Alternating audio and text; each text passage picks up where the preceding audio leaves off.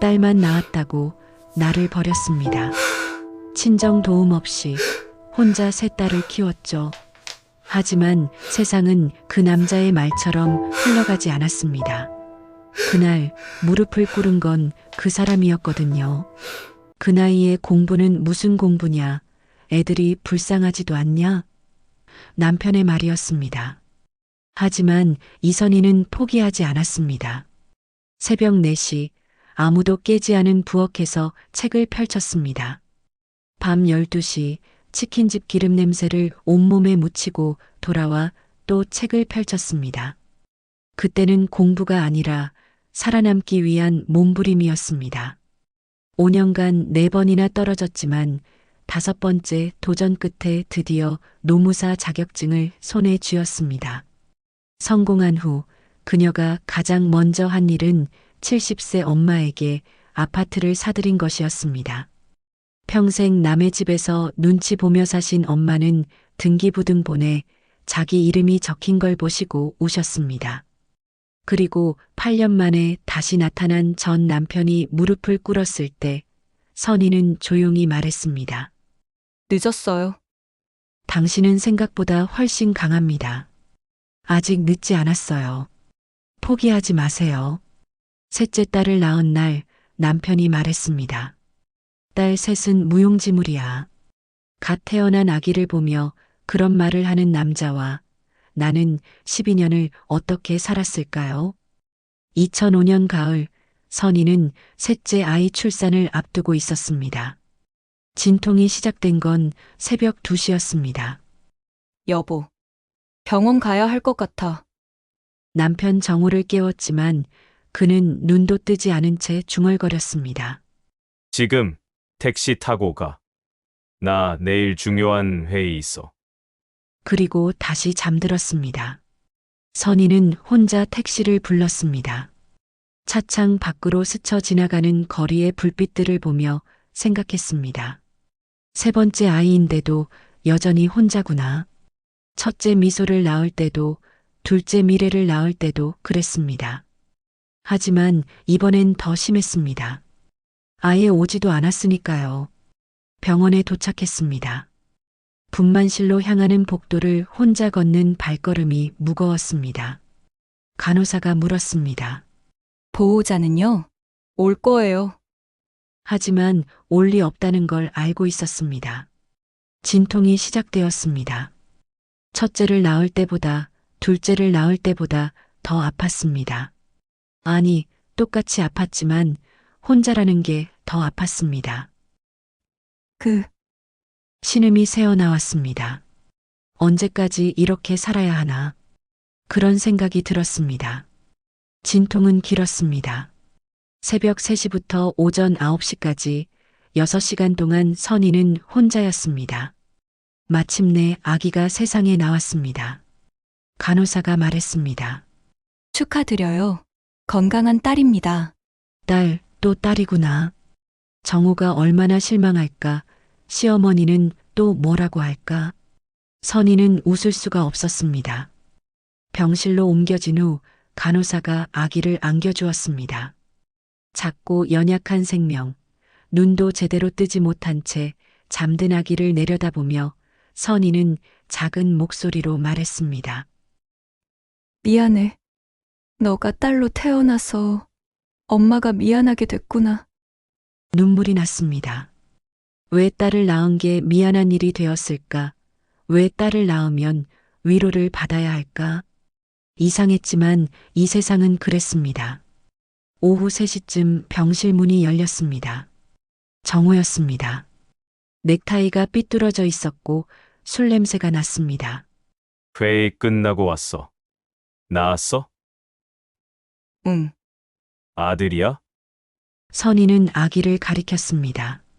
정우는 아기를 한번 쳐다보더니 얼굴이 굳어졌습니다. 또 딸이야? 응. 그는 길고 깊은 한숨을 쉬었습니다. 딸 셋은 무용지물이야. 그 말이 선희의 가슴을 찔렀습니다. 무용지물, 쓸모없다는 뜻이었습니다. 갓 태어난 아기를 보고 하는 말이 지금 무슨 소리야? 아기가 듣잖아. 선희의 목소리가 떨렸습니다. 애가 뭘 알아들어. 근데 진짜 어떡할 거야? 아들이 없으면 우리 집안이 어떻게 되는 건데? 그게 지금 중요해? 건강하게 태어났으면 됐지. 건강, 딸이 건강하면 뭐해? 아들이 있어야지. 선희는 더 이상 말하고 싶지 않았습니다. 나 피곤해. 그만 가줘. 뭐? 내가 회의 중에 여기까지 온 건데. 부탁이야. 가줘. 정우는 짜증스럽게 문을 쾅 닫고 나갔습니다. 혼자 남은 병실에서 선희는 아기를 꼭 안고 한참을 울었습니다. 다음 날 시어머니가 병원에 오셨습니다. 아기를 보시더니 첫 마디가 이것이었습니다. 또 딸이구나. 어머니, 건강하게 태어났어요. 선희가 밝게 말했지만 시어머니의 표정은 밝아지지 않았습니다. 선이야, 며느리가 아들 하나 못 낳아줘서 우리 집안 대가 끊기겠다. 셋째까지 낳았는데 다 딸이면 어떡하니? 넷째는 꼭 아들을 낳아야겠어. 어머니, 저 너무 힘들어요. 힘들긴 뭐가 힘들어. 나는 5명도 낳았어. 요즘 젊은 것들은 참 약해. 그리고 과일 한 봉지만 놓고 가셨습니다. 병문안을 온 게 아니라 비난하러 온 것이었습니다. 선희는 창밖을 바라봤습니다.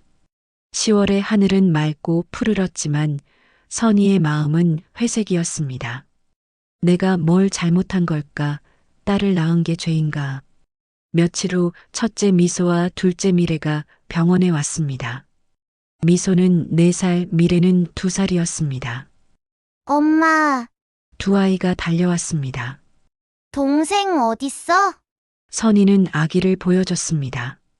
미소가 조심스럽게 동생의 손을 만지며 말했습니다. 엄마, 동생 진짜 작아. 근데 예뻐요. 그래, 예쁘지? 우리 동생. 아이들의 순수한 모습에 선희는 그제야 미소를 지을 수 있었습니다. 딸이든 아들이든 이 아이들은 모두 소중한 생명이었습니다. 하지만 세상은 달랐습니다. 집으로 돌아온 후 선희는 새 아이를 혼자 돌봐야 했습니다. 신생아 수유, 기저귀 갈기, 2살 미래 밥 먹이기, 4살 미소 어린이집 보내기, 모든 게 선희의 몫이었습니다. 정우는 여전히 늦게 들어왔고 집에 와서도 TV만 봤습니다. 여보, 미소 좀 봐줄래? 나 지금 미나 밥 주고 미래 기저귀 갈아야 해. 나 피곤해. 당신이 해. 나도 피곤해. 출산한 지 일주일밖에 안 됐어. 그런 건 여자가 하는 거잖아. 나는 밖에서 돈 벌어오는데 당신은 집에서 애들이나 보는 거고. 선희는 더 이상 말하지 않았습니다. 말해봤자 달라지지 않을 걸 알았으니까요. 밤마다 새 아이가 번갈아 가며 울었습니다. 미나는 2시간마다 수유해줘야 했고, 미래는 밤에 자주 깼고, 미소는 동생들 때문에 잠을 설쳤습니다. 선희는 하루에 3시간도 못 잤습니다. 눈을 붙이려 하면 누군가 울고 또 누군가를 돌봐야 했습니다. 어느 날 새벽 선희는 화장실 거울을 봤습니다. 거울 속의 여자는 누구였을까요? 눈 밑에 짙은 다크서클, 푸석한 피부, 기름진 머리. 30도 안 됐는데 40처럼 보였습니다. 이게 나야? 눈물이 났지만 울 시간도 없었습니다. 미나가 또 울기 시작했으니까요. 몇 주가 지나자 선희의 몸이 이상했습니다. 온몸이 떨리고 가슴이 답답하고 숨을 쉬기 힘들었습니다. 산후 우울증이었습니다. 아침에 눈을 뜨면 아무것도 하고 싶지 않았습니다. 아이들이 울어도 몸이 움직이지 않았습니다. 그저 천장만 바라보며 누워 있었습니다. 내가 엄마 자격이 있나? 이렇게 무기력한데. 자책감이 밀려왔습니다. 나는 나쁜 엄마야. 아이들을 제대로 돌보지도 못하면서. 그런 생각들이 머릿속을 가득 채웠습니다. 어느 날 지방에 계신 친정 엄마가 찾아오셨습니다. 선희를 보시더니 깜짝 놀라셨습니다. 선이야, 너 왜 이래? 많이 아파 보인다. 엄마, 선희는 엄마 품에 안겨 펑펑 울었습니다. 그동안 참았던 눈물이 쏟아졌습니다. 힘들어. 엄마, 너무 힘들어. 하루하루가 지옥 같아. 엄마는 선희의 등을 토닥이며 말했습니다. 괜찮아. 다 지나가. 엄마가 여기 있잖아. 그날부터 엄마는 매일 오셔서 도와주셨습니다. 아이들을 돌봐주시고 밥을 해주시고 빨래를 해주셨습니다. 엄마, 고마워요. 엄마 없었으면 나 어떻게 했을지 몰라. 괜찮아. 내가 좀 쉬어. 너 많이 힘들었구나. 하지만 정우는 달랐습니다. 선희가 산후 우울증으로 힘들어한다는 걸 알면서도 전혀 도와주지 않았습니다. 그냥 마음먹기 나름이야. 다른 엄마들은 다 잘만 하던데 왜 당신만 유난이야? 그 말에 선희는 상처받았지만 반박할 힘도 없었습니다. 몇 달이 지나고 선희는 조금씩 회복되기 시작했습니다. 엄마의 도움과 세 딸들의 웃음 덕분이었습니다. 미소가 어느 날 그림을 그려왔습니다. 엄마와 세 딸이 손을 잡고 웃고 있는 그림이었습니다. 엄마, 우리 행복해. 그 그림을 보며 선희는 깨달았습니다. 비록 남편은 무관심하고 시어머니는 차갑지만 내게는 이 세 딸들이 있다는 것을요. 그래. 우리는 행복해야 해. 선희는 다짐했습니다. 어떻게든 이 아이들을 잘 키우겠다고 남편이 안 도와줘도 시댁이 무시해도 나는 좋은 엄마가 되겠다고. 하지만 그것은 말처럼 쉽지 않았습니다. 명절 때마다 새벽 5시에 일어나 시댁에 갔습니다. 하루 종일 부엌에서 일했습니다. 하지만 엄마 환갑잔치 날 남편이 말했습니다. 나는 너 친정일엔 상관 안 해. 남자는 자기 집만 챙기면 됐지. 2006년 설날 선희는 새벽 4시에 일어났습니다. 새 아이를 씻기고 한복을 입히고 제사 음식을 챙겼습니다. 미나는 아직 돌도 안 된 아기였습니다. 품에 안고 시댁으로 향했습니다. 차 안에서 미소가 졸린 눈을 비비며 물었습니다. 엄마, 왜 이렇게 일찍 가요? 아직 해도 안 떴는데. 할머니 댁에 가야 하니까. 조금만 참아, 우리 미소. 시댁에 도착했을 때는 새벽 5시 30분이었습니다. 시어머니는 이미 부엌에서 일하고 계셨습니다. 왔니? 늦었네. 죄송해요, 어머니. 애들 챙기느라. 변명은. 어서 와서 음식 준비나 해. 선희는 앞치마를 두르고 부엌으로 들어갔습니다. 시누이들도 하나둘 도착했고 며느리들끼리 음식 준비를 시작했습니다. 제사상 차리기, 전 부치기, 나물 무치기, 국 끓이기, 끝이 없었습니다. 선희는 하루 종일 서서 일했습니다. 미소와 미래와 미나는 거실에서 놀았지만 다른 아이들과 싸우기도 하고 울기도 했습니다. 그때마다 선희는 부엌에서 뛰어나가야 했습니다. 미소야, 동생들 좀 봐줘. 4살짜리에게 부탁하는 것도 미안했지만 달리 방법이 없었습니다. 저녁에 제사를 지냈습니다. 남자들은 앞에 앉아 절을 했고 여자들은 뒤에서 음식을 날랐습니다. 제사가 끝나고 음복을 할 때도 남자들이 먼저 먹고 여자들은 나중에 남은 음식을 먹었습니다. 선희는 너무 피곤해서 제대로 먹지도 못했습니다. 아이들이 음식을 흘리고 또 울고 돌봐야 했으니까요. 밤 10시 선희는 정우에게 말했습니다. 여보, 우리 이제 집에 갈까? 애들도 너무 피곤해하고. 오늘은 자고 가야지. 어머니가 그러셨어. 하지만 애들이 뭐 어때? 여기서 자면 되지. 결국 시댁에서 묵었습니다. 새 아이와 함께 작은 방에서 자야 했는데 아이들은 낯선 환경에서 잠을 설쳤고 선희는 밤새 아이들을 달래야 했습니다. 다음 날 아침 시어머니가 말씀하셨습니다. 선이야, 아침 차려야지. 며느리가 시댁에서 자면 아침은 당연히 챙겨야 하는 거 아니야? 예. 어머니, 선희는 또다시 부엌으로 들어갔습니다. 온몸이 비틀거렸지만 참았습니다. 그렇게 명절은 지옥이었습니다. 추석에도 설날에도 시댁 제사에도 선희는 늘 부엌에서 일만 했습니다. 하지만 친정일은 완전히 달랐습니다. 2007년 가을 선희의 엄마가 환갑을 맞으셨습니다. 선희는 엄마를 위해 환갑잔치를 준비하고 싶었습니다. 여보, 우리 엄마 환갑잔치 준비를 좀 도와줄 수 있어? 정우는 TV를 보며 대답했습니다. 그런 건 너가 알아서 해라. 나는 바빠. 하지만 어머님 환갑 때는 같이 준비했잖아. 그건 우리 어머니니까 당연한 거고. 나는 친정일엔 상관 안 해. 남자는 자기 집만 챙기면 됐지. 선희는 할 말을 잃었습니다. 시어머니와 친정엄마 둘 다 어머니인데 왜 이렇게 다른 걸까? 환갑잔치 당일 정우는 늦게 도착했습니다. 잔치가 반쯤 진행된 후에 왔습니다. 미안. 회사 일이 있어서. 선희는 화가 났지만 엄마 앞에서는 티내지 않았습니다. 엄마는 알고 계셨습니다.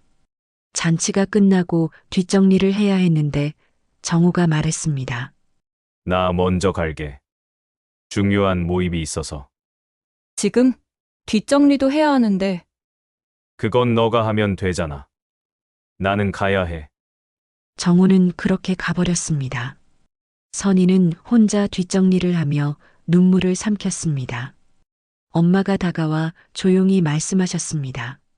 선이야, 너 많이 힘들지? 엄마가 봐도 김서방은 너무 심한 것 같다. 그 말에 선희는 더 슬펐습니다. 내 남편은 그런 사람이구나. 괜찮아요, 엄마. 원래 남자들이 다 그런 거 아니에요? 아니야, 너희 아버지는 안 그랬어. 좋은 남편은 아내의 친정도 같이 챙기는 거야. 몇 달 후 엄마가 아프셨습니다. 당뇨 합병증으로 병원에 입원하셨습니다. 선희는 정우에게 말했습니다. 여보, 엄마가 입원하셨어. 병원에 같이 가줄 수 있어? 나는 회사 일이 바쁘니까 너가 다녀와. 나는 못 가. 하지만 어머님 감기 걸렸을 때는 같이 갔잖아. 그건 우리 어머니니까 당연한 거고. 선희는 혼자 병원에 갔습니다. 엄마를 보니 많이 여위셨습니다. 선희는 일주일 동안 매일 병원에 다녔습니다. 새 아이를 시어머니에게 맡기고 낮에는 회사 일하고 저녁에는 병원에 가서 엄마를 돌봤습니다. 하지만 정우는 단 한 번도 병원에 오지 않았습니다. 어느 날 밤 선희가 지쳐서 병원 복도 의자에 앉아 있을 때 엄마가 말씀하셨습니다. 선이야, 너 너무 무리하지 마. 엄마는 괜찮아. 근데 김서방은 진짜 너무하는 것 같다. 시댁 일에는 그렇게 열심히 하면서 내 친정 일에는 왜 이렇게 무관심한지. 저도 알아요, 엄마. 근데 어쩌겠어요. 이미 결혼했는데. 그래도 이건 아니야. 부부는 서로 돕고 살아야 하는 건데. 그날 밤 선희는 병원 화장실에 들어가서 울었습니다. 소리 없이 울었습니다. 내가 뭐가 잘못된 걸까? 왜 나만 이렇게 힘든 걸까? 그때부터 선희는 깨닫기 시작했습니다. 이 결혼 생활은 평등하지 않다는 것을요. 정우에게 시댁과 친정은 완전히 다른 곳이었습니다. 시댁은 당연히 챙겨야 하는 곳, 친정은 선희가 알아서 하는 곳. 그리고 선희는 점점 외로워졌습니다. 2008년 설날 또다시 시댁에 갔습니다. 새벽부터 부엌에서 일했습니다. 오후쯤 동서가 말했습니다. 형님, 좀 쉬세요.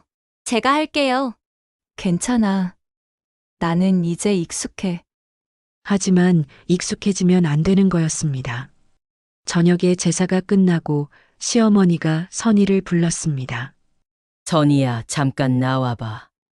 선희는 시어머니를 따라 방으로 들어갔습니다. 앉아.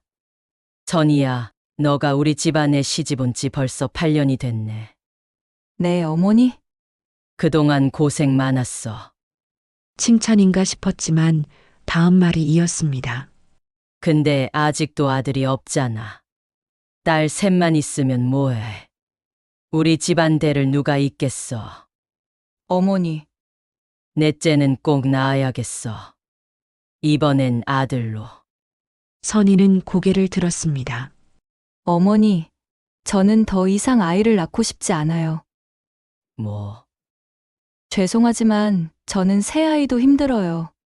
힘들긴 뭐가 힘들어. 요즘 젊은 것들은 참 약해. 우리 때는 5-6명도 낳았어. 어머니 때와 지금은 달라요. 선희는 처음으로 반박했습니다. 저는 더 이상 못 낳겠어요. 네가 지금 우리 집안을 무시하는 거야? 무시가 아니라 나가. 당장 나가. 선희는 방을 나왔습니다. 손이 떨렸습니다. 거실로 돌아와 정우가 물었습니다. 무슨 일이야? 어머님이 넷째를 낳으라고 하셔. 그래. 그럼 낳으면 되지. 뭐, 어머님이 틀린 말씀하신 것도 아니네. 우리 집안에 아들이 필요한 건 사실이잖아. 정우는 TV를 보며 무심하게 말했습니다. 그 순간 선희는 깨달았습니다. 이 남자는 나를 사람으로 보지 않는다는 것을, 그저 아들을 낳는 도구로만 본다는 것을. 그날 밤 선희는 세 딸을 안고 잠들었습니다. 그리고 생각했습니다. 이 아이들에게는 다른 삶을 살게 해주고 싶다. 딸이라는 이유로 무시당하지 않는 삶, 남편에게 존중받는 삶. 하지만 어떻게? 선희는 아직 방법을 몰랐습니다. 회사에서 과장 승진 기회가 왔습니다. 8년간 일하며 얻은 기회였습니다. 하지만 남편이 말했습니다. 집안일도 제대로 못하면서 무슨 승진이냐? 여자가 그렇게 나서면 가정이 어떻게 되는 거야? 그날 나는 결심했습니다. 2008년 봄 선희에게 기회가 왔습니다. 회사에서 과장으로 승진할 수 있는 기회였습니다. 팀장이 선희를 불렀습니다. 선희 씨, 고과가 정말 좋아요. 이번에 과장 승진 대상자로 추천하려고 합니다. 정말요? 감사합니다. 선희의 가슴이 뛰었습니다. 결혼하고 새 아이를 낳으면서도 일을 포기하지 않았던 것이 결실을 맺는 순간이었습니다. 그날 저녁 선희는 들뜬 마음으로 집에 돌아왔습니다. 정우에게 말했습니다. 여보, 나 회사에서 과장 승진 대상자로 추천받았어. 정우는 신문을 보다 말고 고개를 들었습니다. 뭐, 승진. 응, 정말 기쁘지 않아?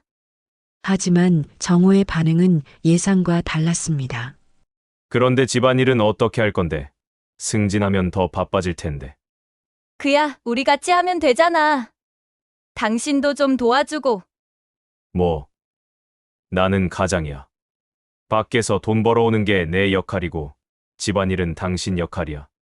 역할을 구분해야지. 하지만 나도 일하잖아. 그래도 여자가 집안일을 주로 해야지. 그리고 솔직히 말하면 나는 당신이 승진하는 거 반대야. 선희는 믿을 수 없다는 표정으로 정우를 바라봤습니다. 왜? 왜 반대해? 집안일도 제대로 못하면서 무슨 승진이야. 여자가 그렇게 나서면 가정이 어떻게 되는 거야? 아이들은 누가 돌보고, 집안일은 누가 하고? 그러니까 같이 하자는 거잖아. 안 돼. 나는 네가 승진하는 거 원하지 않아. 지금처럼 적당히 일만 해. 선희는 화가 치밀어 올랐습니다. 그럼 나는 평생 이렇게 살라는 거야? 내 꿈은, 내 커리어는 꿈, 커리어. 여자가 결혼하면 가정이 우선이야. 내가 하고 싶다고 다 하는 게 아니야. 그날 밤 선희는 잠을 이루지 못했습니다. 정우는 이미 자고 있었지만 선희는 천장만 바라보며 생각했습니다. 내 인생은 뭐지? 나는 왜 사는 거지? 다음 날 선희는 팀장에게 말했습니다. 죄송합니다. 승진은 다음 기회에 하겠습니다. 팀장은 아쉬운 표정을 지었습니다. 정말요? 왜요? 이런 기회가 자주 오는 게 아닌데. 집에 사정이 있어서요. 선희는 사무실 화장실에 들어가서 울었습니다. 억울하고 분하고 슬펐습니다. 왜 나는 내 꿈을 포기해야 하는 거지? 그날부터 선희는 변하기 시작했습니다. 집에서도 말수가 줄어들었고 정우와 대화도 하지 않았습니다. 그러던 2009년 봄 미나가 초등학교 1학년이 되었습니다. 학교에서 그림을 그려왔는데 가족 그림이었습니다. 선희가 그림을 보는 순간 가슴이 철렁했습니다. 그림에는 엄마와 세 딸만 그려져 있었고 아빠는 없었습니다. 미나야, 아빠는 왜 안 그렸어? 미나가 천진난만하게 대답했습니다. 아빠는 맨날 안 계셔서 잊어버렸어요. 그 말에 선희는 할 말을 잃었습니다. 우리 아이들에게 아빠는 그런 존재구나. 그날 밤 아이들이 모두 잠든 후 선희는 결심했습니다. 이혼하자. 이렇게는 못 살겠다. 더 이상 참을 수 없었습니다. 내 꿈을 포기하게 만들고 아이들을 돌보지 않고 친정을 무시하고 나를 한 사람으로 존중하지 않는 이 남자 더 이상 함께 살 수 없었습니다. 다음 날 선희는 정우에게 말했습니다. 이혼하고 싶어. 정우는 믿을 수 없다는 표정을 지었습니다. 뭐? 갑자기 무슨 소리야? 갑자기가 아니야. 오래 생각했어. 이혼. 네가 나한테 불만이 뭐가 있다고? 불만이 뭐가 있냐고? 당신은 정말 모르는 거야? 선희는 그동안 쌓였던 모든 것을 쏟아냈습니다. 아이들을 무용지물이라고 한 것, 육아를 전혀 안 도와준 것, 내 친정을 무시한 것, 내 꿈을 막은 것, 이 모든 게 불만이야. 그런 게 다 이혼 사유냐? 다른 집도 다 그렇게 살아. 아니야. 다른 집은 안 그래. 좋은 남편들은 아내를 존중하고 육아를 같이 하고 아내의 꿈을 응원해줘. 정우는 황당하다는 표정을 지었습니다. 너 요즘 이상한 책이라도 읽었어? 아니면 누가 부추긴 거야? 아무도 부추기지 않았어. 내가 스스로 결정한 거야. 이혼해줘. 이혼 과정은 쉽지 않았습니다. 정우는 끝까지 이혼을 반대했고 법정까지 가야 했습니다. 양육권 재판에서 선희는 말했습니다. 저는 세 딸을 제가 키우고 싶습니다. 아버지는 아이들에게 관심이 없었고, 저는 아이들을 사랑합니다. 판사가 물었습니다. 경제적으로 감당할 수 있으시겠습니까? 네. 제가 일을 하고 있고 열심히 할 자신이 있습니다. 판사는 서류를 검토하고 말했습니다. 양육권은 어머니에게 주겠습니다. 선희는 안도했지만 양육비는 기대보다 적었습니다. 2010년 봄 드디어 이혼이 성사되었습니다. 선희는 세 딸과 함께 친정 근처 작은 아파트로 이사했습니다. 짐을 정리하면서 미소가 물었습니다. 엄마, 우리 이제 어떻게 살아요? 선희는 세 딸을 안으며 말했습니다. 걱정 마. 엄마가 다 알아서 할게. 우리 네 명이서도 충분히 행복할 수 있어. 그렇게 말은 했지만 솔직히 앞이 막막했습니다. 혼자서 새 아이를 키우면서 생계를 꾸려나가야 했으니까요. 하지만 선희는 후회하지 않았습니다. 그 남자와 이혼한 것은 내 인생 최고의 선택이었습니다. 이혼 후 첫 해는 지옥이었습니다.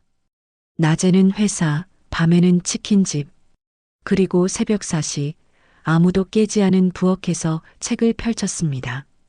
언제 공부했냐고요? 잠을 줄였습니다. 하루에 3시간만 잤습니다. 2010년 여름 선희의 현실은 녹록지 않았습니다. 회사 월급만으로는 새 아이를 키우기 어려웠습니다. 전 남편에게 받는 양육비는 턱없이 부족했습니다. 엄마, 오늘 저녁은 뭐예요? 미소가 물었습니다. 선희는 냉장고를 열었습니다. 거의 비어 있었습니다. 오늘은 계란볶음밥 먹을까? 또요? 어제도 계란볶음밥이었는데. 미래가 투덜거렸습니다. 미안해. 다음에 맛있는 거 해줄게. 아이들에게 제대로 된 식사를 챙겨주지 못하는 것이 가슴 아팠습니다. 그래서 선희는 결정했습니다. 저녁에 아르바이트를 하기로요. 동네 치킨집에서 저녁 7시부터 밤 12시까지 일하기로 했습니다. 시급은 적었지만 안 하는 것보다는 나았습니다. 미소야, 엄마가 저녁에 일하러 가야 해. 동생들 좀 봐줄 수 있어? 미소는 겨우 초등학교 2학년이었습니다. 그런 아이에게 동생들을 맡기는 것이 미안했지만 달리 방법이 없었습니다. 네. 엄마, 제가 잘 볼게요. 그 대답에 선희는 눈물이 날 것 같았습니다. 매일 저녁 6시 선희는 회사에서 퇴근하자마자 집으로 달려갔습니다. 급하게 저녁을 차려 아이들을 먹이고 7시에 치킨집으로 갔습니다. 치킨집 일은 고됐습니다.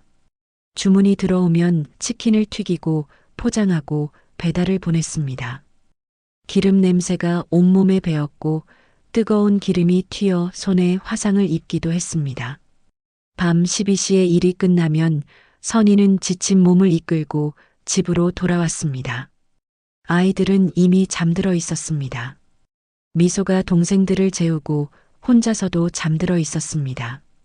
선희는 미소의 머리를 쓰다듬으며 속으로 말했습니다. 미안해, 미소야. 엄마가 너한테 너무 많은 걸 요구하는 것 같아. 샤워를 하고 침대에 누우면 새벽 1시였습니다. 하지만 선희는 잠들 수 없었습니다. 내일 할 일 걱정거리들이 머릿속을 가득 채웠습니다. 이렇게 살아도 되는 걸까? 아이들에게 너무 미안한 건 아닐까? 새벽 3시쯤 되어야 겨우 잠이 들었고 아침 6시에 다시 일어나야 했습니다. 하루 평균 3시간씩 자는 생활이 계속되었습니다. 몸은 점점 망가졌습니다. 눈 밑에 다크서클이 짙어졌고 머리카락이 빠지기 시작했습니다. 손은 거칠어졌고 얼굴은 파리해졌습니다. 어느 날 회사 동료가 말했습니다. 선희 씨, 요즘 많이 힘들어 보여요. 괜찮으세요? 네, 괜찮아요. 하지만 괜찮지 않았습니다. 몸도 마음도 한계에 다다르고 있었습니다. 2011년 봄 미래가 학교에서 다쳤습니다. 보건 선생님에게서 전화가 왔습니다. 어머님, 미래가 운동장에서 넘어져서 다쳤어요. 빨리 오셔야 할 것 같아요. 선희는 급하게 학교로 달려갔습니다. 보건실에는 미래가 혼자 앉아 있었고 무릎에서 피가 나고 있었습니다. 미래야, 괜찮아? 엄마, 많이 안 아파요. 미래는 엄마를 걱정하는 표정으로 말했습니다. 선희는 가슴이 미어졌습니다. 이 아이가 얼마나 엄마를 배려하고 있는가. 그날 밤 아이들을 재우고 선희는 거울을 봤습니다. 거울 속의 여자는 38살인데 45살처럼 보였습니다. 내가 언제까지 이렇게 살아야 하나. 절망감이 밀려왔습니다. 하지만 포기할 수는 없었습니다. 세 딸을 위해서라도요. 그때 선희의 머릿속에 한 가지 생각이 떠올랐습니다. 노무사. 회사에서 노무 관련 업무를 하면서 가끔 노무사 자격증이 있으면 좋겠다고 생각했었습니다. 노무사가 되면 수입도 더 좋아질 것이고 아이들에게 더 나은 삶을 제공할 수 있을 것 같았습니다. 하지만 현실적으로 가능할까? 나 같은 사람이 노무사 시험을 준비할 수 있을까? 공부할 시간도 없는데. 하지만 다른 방법이 없었습니다. 이대로 살다가는 몸이 망가질 것 같았습니다. 해보자. 안 되면 말고. 시도는 해보자. 그렇게 선희의 노무사 도전이 시작되었습니다. 2011년 여름 선희는 본격적으로 노무사 시험 준비를 시작했습니다. 하지만 공부할 시간을 만드는 것이 가장 큰 문제였습니다. 낮에는 회사 일, 저녁에는 치킨집 아르바이트. 언제 공부를 하죠? 선희는 결정했습니다. 새벽에 공부하기로요. 매일 새벽 4시에 일어났습니다. 알람이 울리면 몸은 천근만근이었지만 억지로 일어났습니다. 부엌 테이블에 앉아 법전을 펼쳤습니다. 조용한 새벽, 아무도 깨지 않은 시간이 선희의 유일한 공부 시간이었습니다. 1시간 반 정도 공부하고 6시에 일어나 아이들을 깨워 학교에 보냈습니다. 그리고 회사에 출근했습니다. 회사에서 일하는 중에도 점심시간이면 카페에 가서 30분이라도 공부했습니다. 저녁에는 치킨집에서 일하고 집에 와서 아이들을 재운 후 다시 공부했습니다. 밤 1시부터 새벽 3시까지요. 하루에 평균 서너 시간밖에 자지 못했습니다. 커피는 하루에 5잔씩 마셨고 각성제도 먹었습니다. 몸은 비명을 질렀지만 선희는 멈출 수 없었습니다. 이게 내 마지막 기회야. 이번에 안 되면 평생 이렇게 살 거야. 주말에는 도서관에 갔습니다. 아이들도 데려가야 했습니다. 미소가 동생들을 돌보면서 조용히 있어달라고 했습니다. 엄마, 저희 조용히 할게요. 엄마, 공부 열심히 하세요. 10살짜리 아이가 그런 말을 한다는 것이 가슴 아팠습니다. 주변에서는 말했습니다. 선희야, 너 너무 무리하는 것 같아. 그렇게 해서 될 것 같아? 노무사 시험이 얼마나 어려운데. 현실적으로 생각해봐. 하지만 선희는 포기하지 않았습니다. 해보지도 않고 어떻게 알아? 나는 할 수 있어. 어느 날 밤 엄마가 집에 오셔서 선희가 새벽에 공부하는 걸 보셨습니다. 선희야, 너 이렇게까지 해야 하니? 괜찮아요, 엄마. 괜찮지 않아. 엄마의 눈에 눈물이 고였습니다. 딸아, 넌 해낼 거야. 엄마가 믿어. 그 한마디가 선희에게는 큰 힘이 되었습니다. 첫 시험에서 떨어졌습니다. 5점 차이로요. 그때 전 남편에게서 전화가 왔습니다. 언제까지 그렇게 비현실적으로 살 거야? 그 말을 듣고 저는 더욱 결심했습니다. 꼭 성공하겠다고. 그리고 몇 년 후 친구를 통해 들었습니다. 전 남편이 사업에 실패했다고요. 2012년 봄 첫 번째 시험을 봤습니다. 1차 시험이었습니다. 시험장에 들어가기 전 선희는 떨렸습니다. 지난 1년간의 노력이 오늘 결정되는구나. 시험은 어려웠습니다. 준비한 것보다 훨씬 어려웠습니다. 하지만 최선을 다했습니다. 몇 주 후 결과 발표가 났습니다. 불합격. 합격선에 5점이 모자랐습니다. 선희는 컴퓨터 화면을 보며 멍해졌습니다. 5점, 겨우 5점 차이로 눈물이 났습니다. 1년간의 고생이 물거품이 된 것 같았습니다. 집에 돌아와서도 울었습니다. 화장실에 들어가 소리내어 울었습니다. 내가 뭘 잘못한 걸까? 더 열심히 했어야 했나? 미소가 화장실 문을 두드렸습니다. 엄마, 괜찮으세요? 응, 괜찮아. 하지만 괜찮지 않았습니다. 주변에서는 말했습니다. 봐라, 안 된다고 했잖아. 그냥 포기하고 현실적으로 살아. 그 나이에 공부는 무슨 공부냐? 애들이 불쌍하지도 않냐? 엄마도 걱정스러운 표정으로 말씀하셨습니다. 선희야, 너 너무 무리하는 것 같아. 아이들도 힘들어하는 것 같고, 그 공부 그만두고 아이들에게 신경 쓰는 게 어떻겠니? 선희는 고민했습니다. 정말 포기해야 할까? 하지만 포기할 수 없었습니다. 여기서 포기하면 전 남편 정호의 말이 맞는 게 되는 거잖아요. 여자는 현실을 받아들여야 한다. 그 말을 인정할 수 없었습니다. 그리고 무엇보다 미나의 일기장을 봤기 때문이었습니다. 어느 날 우연히 미나의 일기장이 열려 있었습니다. 선희는 읽었습니다. 우리 엄마는 매일매일 공부해요. 너무 힘들어 보여요. 그래도 엄마가 자랑스러워요. 나도 엄마처럼 열심히 하는 사람이 되고 싶어요. 그 글을 보는 순간 눈물이 났습니다. 아, 내가 힘들어해도 아이들은 엄마를 지켜보고 있구나. 엄마의 모습에서 뭔가 배우고 있구나. 선희는 다시 결심했습니다.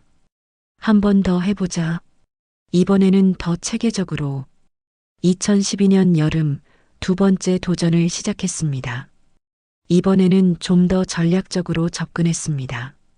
단순 암기보다는 이해 중심으로 실무와 연결해서 공부했습니다. 하지만 그 해에 큰 시련이 있었습니다. 엄마가 당뇨 합병증으로 쓰러지신 거예요. 갑자기 병원에 입원하게 되면서 선희는 엄마 간병까지 해야 했습니다. 낮에는 회사, 저녁에는 치킨집, 밤에는 공부, 거기에 엄마 간병까지. 선희는 정말 한계였습니다. 몸무게가 10kg이나 빠졌습니다. 병원에서 엄마를 간병하면서도 법전을 들고 다녔습니다. 엄마가 주무실 때 병실 복도에서 공부했습니다. 엄마가 말씀하셨습니다. 선희야, 엄마 때문에 내 공부에 지장 주는 것 같아서 미안하다. 엄마, 무슨 말씀이세요? 엄마가 아프신데 공부가 뭐 중요해요. 하지만 속으로는 조급했습니다. 시험이 몇 달 남지 않았는데 그의 1차는 간신히 통과했습니다. 하지만 2차 준비할 시간은 2달뿐이었고 엄마 간병 때문에 제대로 준비할 수가 없었습니다. 결국 2차에서 떨어졌습니다. 그것도 아주 가까운 점수로요. 두 번째 실패. 선희는 정말 포기하고 싶었습니다. 내가 왜 이렇게 고생하면서 살아야 하나. 하지만 세 딸의 얼굴을 보면 다시 힘이 났습니다. 아이들을 위해서라도 포기할 수 없어. 2013년 세 번째 도전을 시작할 때 미소가 고등학교 1학년이 되었습니다. 어느 날 미소가 선희에게 편지를 주었습니다. 엄마에게 엄마가 공부하는 모습을 보면서 나도 열심히 해야겠다는 생각이 들어요. 엄마는 나에게 최고의 롤모델이에요. 힘들어도 포기하지 마세요.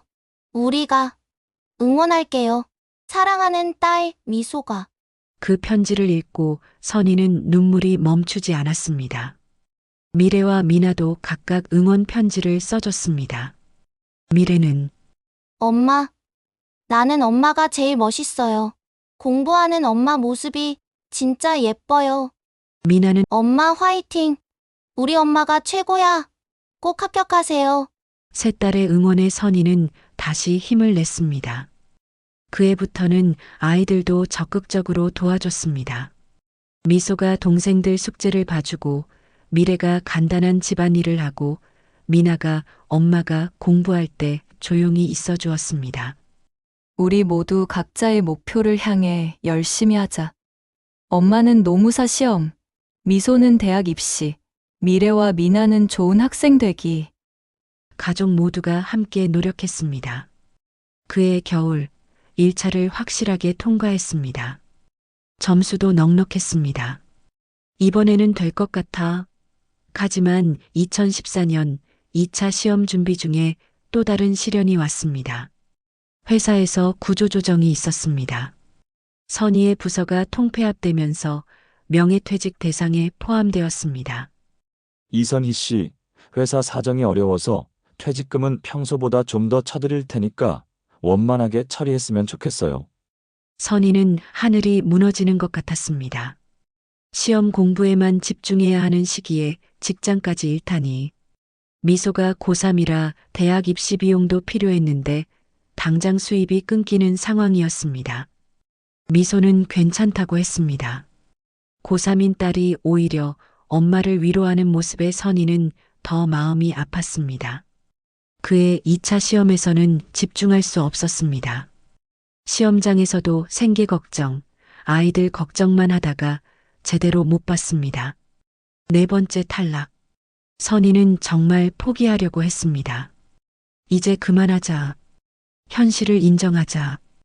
그때 전 남편 정호에게서 연락이 왔습니다. 오랜만이었습니다. 선희야, 나야. 무슨 일이세요? 선희는 놀랐습니다. 이혼한 지 4년 만이었습니다. 애들 대학 갈 나이가 됐는데 등록금은 어떻게 할 거야? 내가 도와줘야 하나? 비아냥거리는 톤이었습니다. 괜찮아요. 제가 알아서 할게요. 그런데 너 그 공부는 아직도 하고 있어. 벌써 몇 년째야? 언제까지 그렇게 비현실적으로 살 거야? 그 말을 듣는 순간 온몸에 화가 치밀어 올랐습니다. 비현실적이라고? 내가 포기 안 하는 게 비현실적이라고? 선희는 전화를 끊고 한참을 울었습니다. 그때 미나가 다가와 선희의 등을 토닥이며 말했습니다. 엄마, 나는 엄마가 포기 안 하는 게 좋아요. 우리 반 친구들 엄마는 다 비슷해 보이는데 우리 엄마만 뭔가 다른 꿈을 가지고 있어서 멋있어요. 그 말에 선희는 다시 마음을 다잡았습니다. 그래, 한 번만 더 해보자. 진짜 마지막으로. 2014년 가을, 선희는 친구를 만났습니다. 오랜만에 만난 친구와 커피를 마시며 이야기를 나눴습니다. 선희야, 너 정우 소식 들었어? 정우? 무슨 소식? 선희는 고개를 저었습니다. 몰라? 정우가 사업한다고 회사 그만뒀대. 근데 완전 망했대. 빚만 엄청 졌다던데. 선희는 놀랐습니다. 지금은 혼자 원룸에서 살면서 아르바이트로 연명하고 있대. 재혼했던 여자도 다 떠나고 완전 혼자래. 선희는 복잡한 심정이었습니다. 미안한 마음은 없었지만 사람 일은 모르는 거구나 하는 생각이 들었습니다. 한때는 그렇게 잘 나가던 남자, 딸 셋을 무용지물이라고 했던 남자, 아내의 꿈을 막았던 남자가 이제는 혼자 원룸에서 아르바이트로 살아가고 있다니. 선희는 생각했습니다. 나는 절대 무너지면 안 돼. 아이들을 위해서라도 꼭 성공해야 해. 그리고 선희는 다짐했습니다. 마지막 도전, 이번에는 정말 모든 것을 걸기로. 5년째 도전이었습니다. 4번 떨어지고 5번째 시험을 준비할 때 제 안에 무언가 달라져 있었습니다. 더 이상 두렵지 않았습니다. 실패해도 괜찮다. 하지만 포기는 하지 않겠다. 그런 마음으로 시험장에 들어갔습니다. 2015년 5번째 도전이었습니다. 이번에는 정말 전력을 다했습니다. 새 직장을 구했는데 이전보다 급여는 적었지만 야근이 없는 곳을 선택했습니다. 공부 시간을 확보하기 위해서였습니다. 치킨집 아르바이트는 그만뒀습니다. 대신 주말에만 하는 과외를 시작했습니다. 시급은 더 좋았고 시간도 효율적이었습니다. 그리고 이번에는 정말 체계적으로 접근했습니다. 인터넷 강의도 들었고 스터디 그룹에도 참여했습니다. 혼자만의 외로운 싸움이 아니었습니다. 미소는 대학생이 되어 아르바이트로 생활비를 벌면서도 동생들을 챙겨주었습니다. 엄마, 이번엔 꼭 될 거예요. 우리가 다 느낄 수 있어요. 가족들의 응원이 그 어느 때보다 절실했습니다. 1차 시험에 합격했습니다. 그것도 상위권으로요. 이제 정말 2차만 남았다. 2차 준비 기간 동안 선희는 정말 수도승 같은 생활을 했습니다. 새벽 3시에 일어나서 5시까지 공부, 회사 갔다가 저녁에 집에 와서 밤 12시까지 공부, 주말에는 하루 종일 도서관에서 지냈습니다. 몸무게는 더 빠졌고 머리카락도 많이 빠졌습니다. 거울을 보면 늙어 보이는 제 모습에 놀랐지만 포기할 수 없었습니다. 시험 당일 시험장에 들어가기 전 아이들이 문자를 보내줬습니다. 미소는 엄마, 5년간의 노력이 오늘 결실을 맺을 거예요. 파이팅! 미래는 엄마 최고.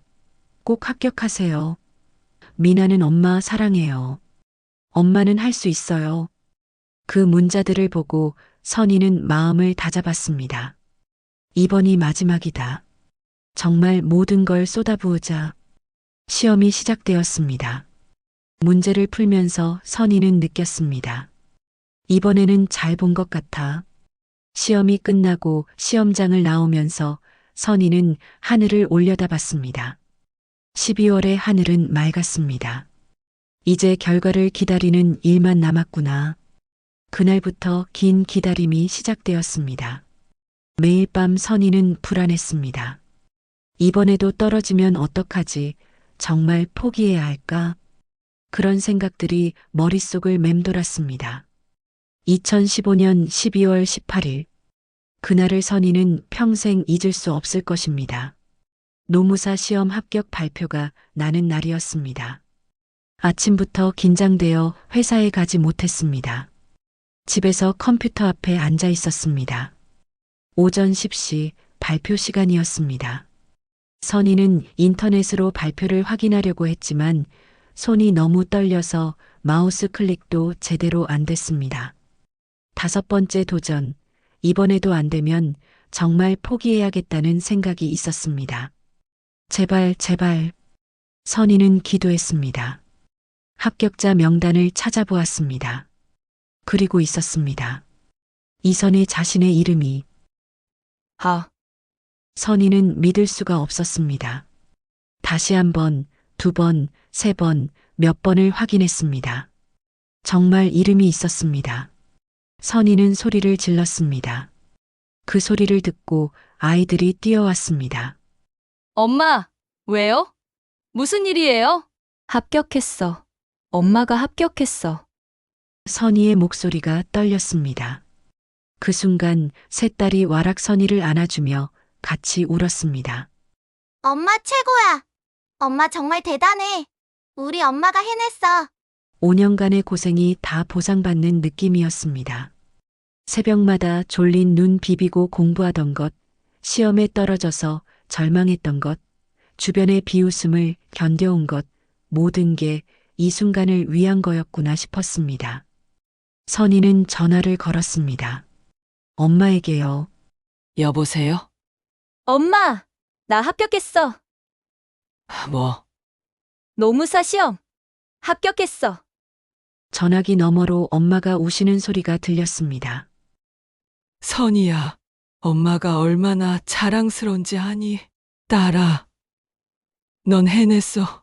정말 대단해. 그날 밤 축하 파티를 했습니다. 치킨을 시켜서 4명이서 먹었는데 그 어떤 고급 레스토랑보다 맛있었습니다. 미소가 말했습니다.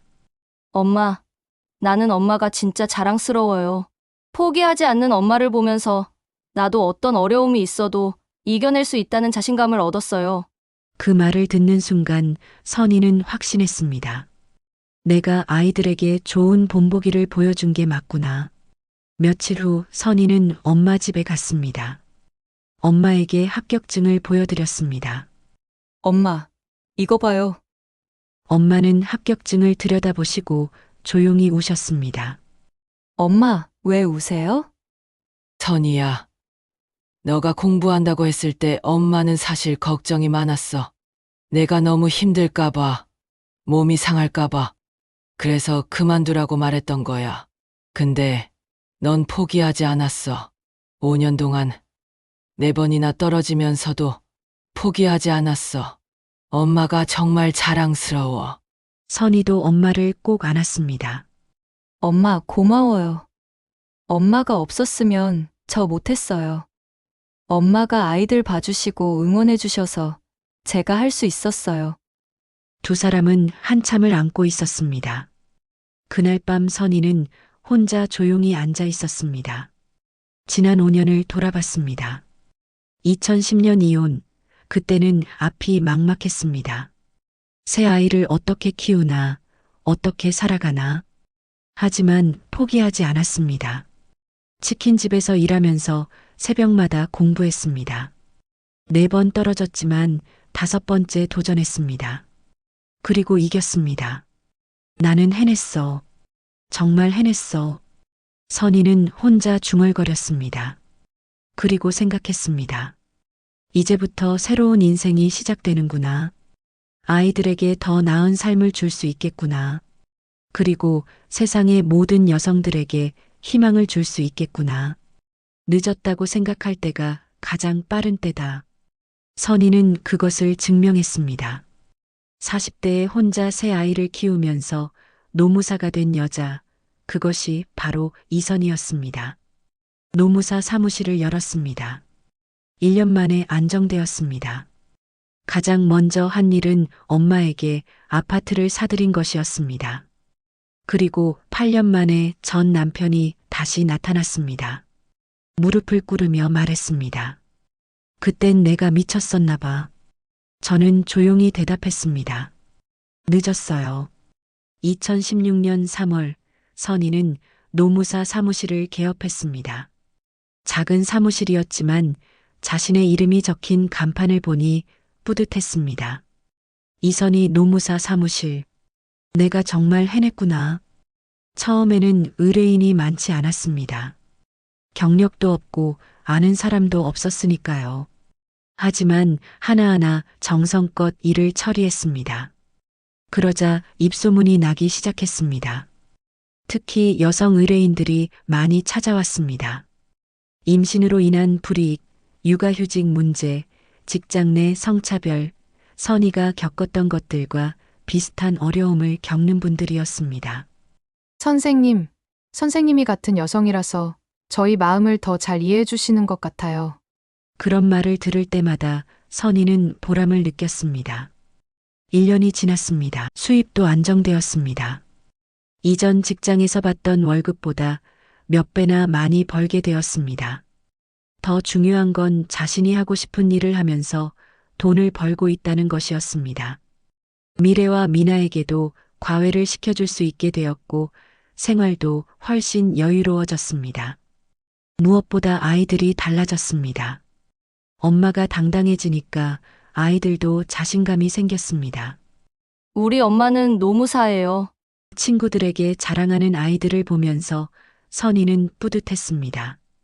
2017년 봄 선희에게는 특별한 계획이 있었습니다. 엄마께 의미 있는 선물을 드리고 싶었습니다. 그동안 엄마는 선희를 많이 도와주셨습니다. 이혼 후에 손녀들을 돌봐주시고 공부할 때도 응원해주시고 딸아, 넌 해낼 거야. 그 한마디가 얼마나 큰 힘이 되었는지 엄마는 평생 전세살이였습니다. 아버지 돌아가신 후 혼자 사시면서도 남의 집에서 눈치 보며 사셨습니다. 엄마, 이제 엄마만의 집을 갖게 해드리고 싶어요. 선희는 작은 아파트였지만 엄마 명의로 된 집을 샀습니다. 등기부등본에 김영자 엄마 이름이 적힌 걸 보여드렸습니다. 선이야, 이게 진짜야? 내 집이야? 엄마의 손이 떨렸습니다. 네, 엄마. 엄마 집이에요. 선희가 엄마를 안았습니다. 70세가 넘어서 처음으로 내 집을 갖게 되신 엄마가 우시는 모습을 보니 선희도 같이 울었습니다. 엄마, 그동안 고생 많으셨어요. 이제 제가 지켜드릴게요. 엄마가 말씀하셨습니다. 선이야, 내가 그 어려운 시험 공부할 때 엄마는 걱정이 많았어. 너무 무리하는 것 같고. 하지만 지금 보니까 내가 옳았구나. 딸이 이렇게 멋있게 커서 엄마가 정말 자랑스러워. 그 말을 듣는 순간 그동안의 모든 고생이 다 보상받는 기분이었습니다. 2018년 가을, 예상치 못한 일이 일어났습니다. 어느 날 오후 사무실에서 일하고 있는데 누군가 문을 두드렸습니다. 고개를 들어보니 정호였습니다. 8년 만에 재회였습니다. 정호는 많이 늙어 보였습니다. 머리도 반쯤 벗겨지고 살도 많이 쪘고 예전에 자신감 넘치던 모습은 온데간데 없었습니다. 옷차림도 초라했습니다. 선희야. 어쩐 일이세요? 선희는 차갑게 대답했습니다. 정호는 주저하며 말했습니다.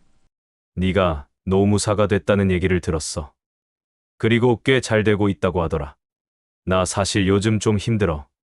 사업도 망하고 빚도 많고. 그래서 말인데, 혹시 좀 도와줄 수 있을까? 선희는 차갑게 웃었습니다. 도와달라고요? 무슨 면목으로? 딸 셋을 무용지물이라고 한 사람이, 내 꿈을 막은 사람이, 친정을 무시한 사람이 지금 나한테 도와달라고요? 정우는 고개를 숙였습니다. 선희야, 미안해. 그땐 내가 미쳤었나 봐.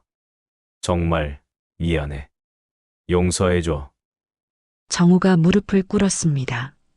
선희는 그 모습을 보았습니다. 예전 같았으면 마음이 약해졌을지도 몰랐습니다. 하지만 지금은 아니었습니다. 정우 씨, 그땐요. 선희가 조용히 말했습니다. 나도 울었어요. 매일 밤 혼자 화장실에 들어가서 소리내어 울었어요. 하지만 이제 울지 않아요. 왜냐면 저는 더 이상 당신이 필요하지 않으니까요. 정우 씨는 제가 성공했기 때문에 다시 찾아온 거잖아요. 만약 제가 여전히 어렵게 살고 있다면 이렇게 나타나지도 않았을 거예요. 그건 부정하지 마세요. 우리 둘 다 알잖아요. 정우는 고개를 숙였습니다. 돌아가세요. 그리고 다시는 찾아오지 마세요. 선희야. 제 인생에서 가장 잘한 선택이 두 가지 있어요. 첫 번째는 딸 셋을 낳은 것, 두 번째는 당신과 이혼한 것이에요. 선희는 정우를 똑바로 바라봤습니다.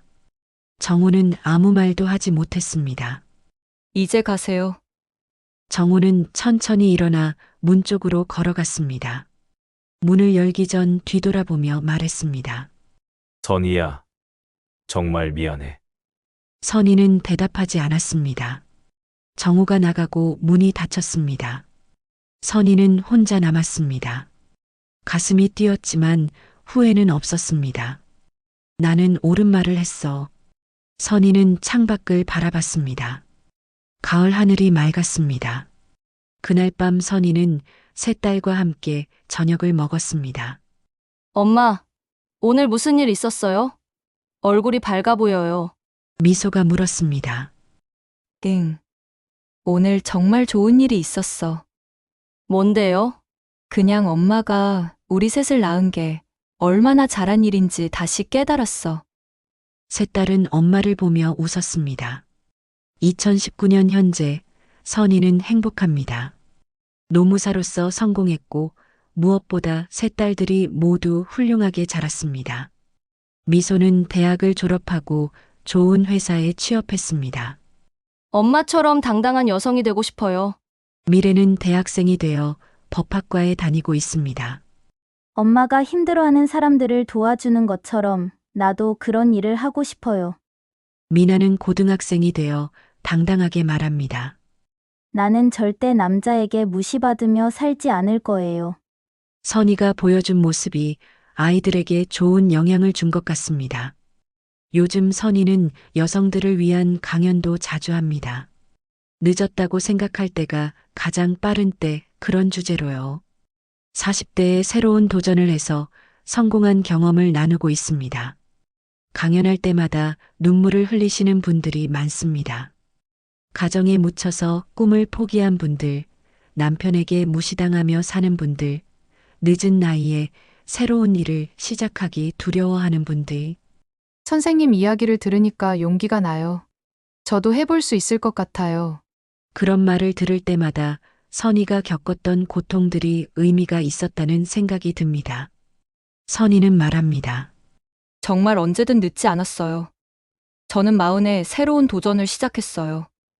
물론 쉽지 않았지만 포기하지 않으면 반드시 길이 있더라고요. 특히 여성분들께 말씀드리고 싶어요. 다른 사람을 위해 내 꿈을 포기하지 마세요.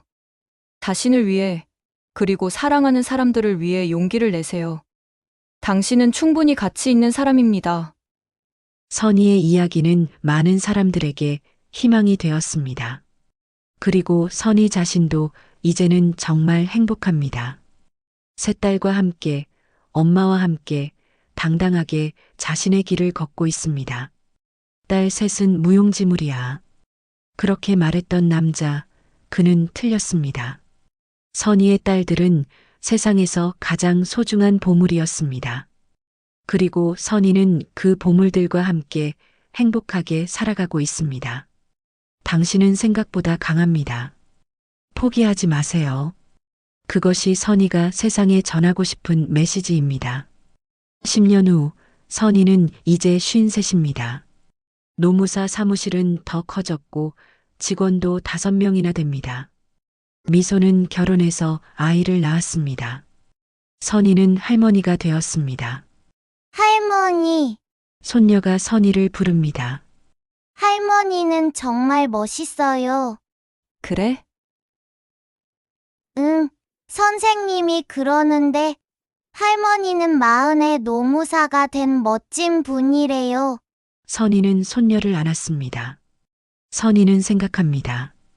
나는 정말 잘 살았어. 어려움도 많았고 고통도 많았습니다. 하지만 포기하지 않았습니다. 그리고 이겼습니다. 이제 선희는 후회 없는 인생을 살고 있습니다. 세 딸들과 손녀와 그리고 사랑하는 사람들과 함께 당신도 할 수 있습니다.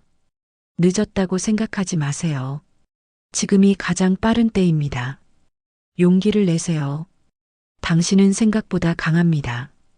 선희를 응원하고 싶으시다면 구독과 좋아요 부탁드립니다.